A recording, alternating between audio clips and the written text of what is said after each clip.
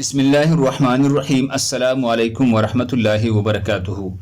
مسجد کی آداب۔ نمبر 1، اذان سنتی ہی تمام تر مصروفیات چھوڑ کر مسجد جانے کی تیاری کرنی چاہیے۔ نمبر 2، 5 وقتہ نمازوں کے لیے مسجد جانا چاہیے، اگرچہ مسجد دور ہو اور سردی، گرمی یا مشقت برداشت کرنی پڑتی ہو۔ نمبر 3، مسجد جانے سے پہلے ظاہری و باطنی پاکی حاصل کر کے مناسب انداز میں زیب و زینت اختیار کرنا چاہیے۔ نمبر 4، مسجد میں داخل ہوتے وقت پہلے دایاں پاؤں اندر رکھ کر یہ دعا پڑھنی چاہیے: بسم اللہ والصلاۃ والسلام علی رسول اللہ، اللہم افتح لی ابواب رحمتک۔ نمبر 5، مسجد میں داخل ہونے سے پہلے نفلی اعتکاف کی نیت کر لینی چاہیے۔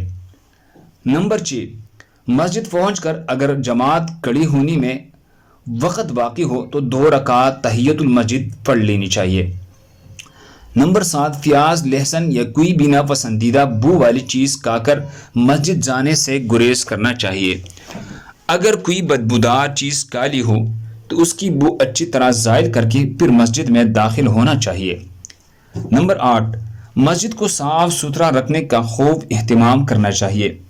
گندگی یا نجاست کی چیزیں مسجد میں لانے سے احتراز کرنا چاہیے۔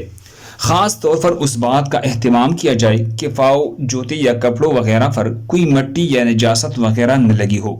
نمبر 9، مسجد میں تھوکنے یا بلغم وغیرہ پھینکنے سے اجتناب کیا جائے، بالخصوص مسجد میں یا غیر مسجد دونوں جگہوں میں قبلے کی جانب تھوکنے سے احتراز کیا جائے۔